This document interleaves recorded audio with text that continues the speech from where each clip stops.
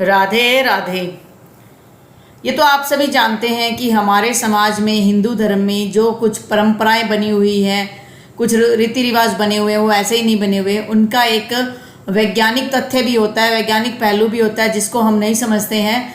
कई लोग जो इन रीति रिवाजों को नहीं मानते वो इसे ढकोसला समझते हैं, लेकिन वाकई में यदि हम इन्हें दिल से और इच्छा से स्वीकार करें तो ये हमारे लिए बहुत मायने रखते हैं। कई बार ये देखा जाता है कि बहुत सी जो मैरिड वुमेन होती है, विवाहित महिलाएं होती हैं, सुहागिनें होती हैं, वो दूसरी महिलाओं के साथ अपनी कुछ चीज़ें बांट लेती हैं, लेकिन ये बात वो नहीं जानते कि इस तरह की आदत जिंदगी भर का पछतावा उनके लिए छोड़ देती हैं। तो चलिए आज जानते हैं कि ऐसी क्या क्या सुहाग की निशानियां होती हैं जो कोई भी महिला किसी दूसरे के साथ बांटती है तो उसकी ज़िंदगी पर क्या प्रभाव पड़ता है। पहली चीज़, मांग का सिंदूर। मांग का जो सिंदूर होता है वो सुहाग की सबसे बड़ी निशानी माना जाता है। अगर आप जिस सिंदूर की डिबिया से दूसरी महिलाओं को सिंदूर लगाने के लिए देती हैं तो इस आदत को बदल दीजिएगा।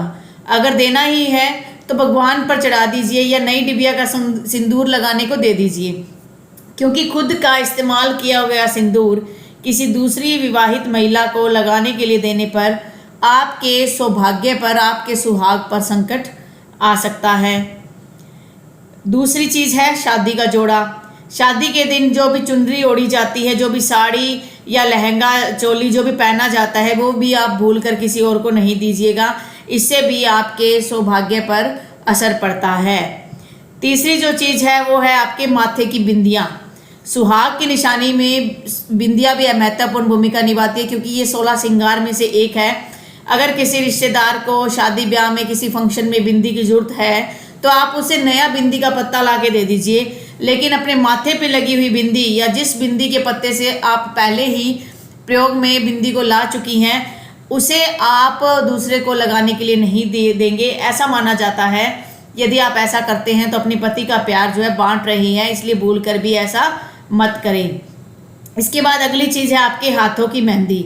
मेहंदी भी 16 श्रृंगार का एक हिस्सा माना गया है और पति की लंबी उम्र की निशानी माना जाता है।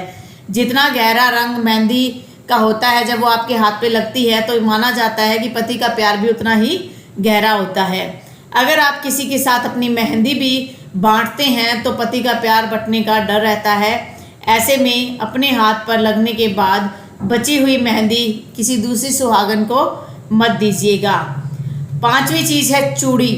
चूड़ी भी जो है 16 श्रृंगार का एक हिस्सा है और एक सुहागन स्त्री की निशानी है। यदि उसके हाथ में उसने चूड़ी पहना हुआ तो बहु बार देखा गया है कि कपड़ों से मैचिंग करती चूड़ियां पहनने के चक्कर में महिलाएं एक दूसरे के साथ चूड़ियों को बांट लेती है, लेकिन ऐसा करना भी बहुत गलत है, क्योंकि चूड़ियों की जो खनक होती है वो सौभाग्य का प्रतीक होती है और वो घर में नकारात्मक एनर्जी जो है नहीं आने देती। ऐसे में अगर आप अपनी चूड़ियों को बांटती हैं तो ये भी एक अशुभ लक्षण है।